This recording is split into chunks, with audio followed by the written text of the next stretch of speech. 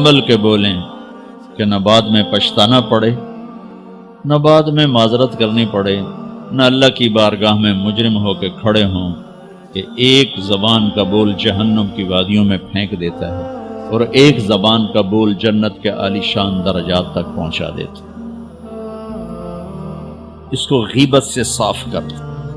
اگر آپ اپنے گھروں میں خوشی دیکھنا چاہتے ہیں تو اپنے گھر کی نجی مجلس میں بھی غیبت کو ختم کر دیں۔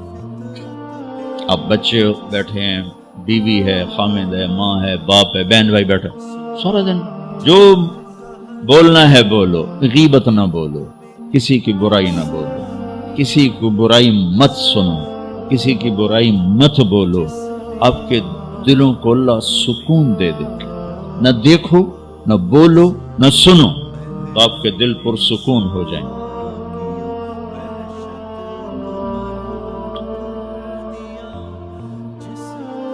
جو چیز مارکیٹ میں کم ہوتی اس کا ریٹ بڑھ جاتا۔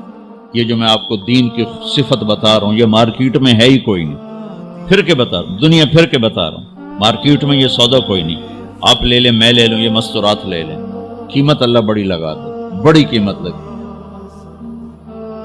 جب اللہ بلائے گا نا بھائی علم والے آ جاؤ، تو بڑا مجمع ہوگا۔ اللہ کہے گا بھائی ذکر والے آ جاؤ، نمازی آ جاؤ، روزے والے آ جاؤ، حج والے آ جاؤ، عمرے والے آ جاؤ، ایک بہت بڑا مجمع ہوگا۔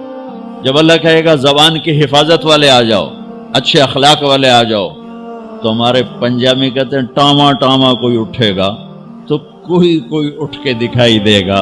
پھر ان کو جو پروٹوکول ملے گا نا وہ نہ کسی تہجد گزار کو ملے گا، نہ کسی عبادت گزار کو ملے گا۔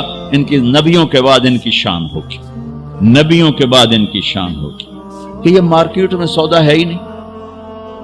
تو آپ سب سے کہتا ہوں پوری زندگی سے، میں صرف حج سے متعلق بات نہیں کر رہا ہوں، میری آپ کی پوری زندگی کو خوبصورت بنانے والا عمل عرض کر رہا ہوں کہ اس زبان کو خوبصورت بول کا عادی بنائیں یا ٹیپ لگا دیں، چپ ہو جائیں، ضرورت کی بات کرو، ہنسی مذاق کی بات کرو، دل دکھانے کی بات، بے عزت مت کرو کسی، ذلیل نہ نوکر کو نہ نوکرانی کو، کہ ہمارا سارا معاشرہ ہائپر ہے، ذرا سے بہت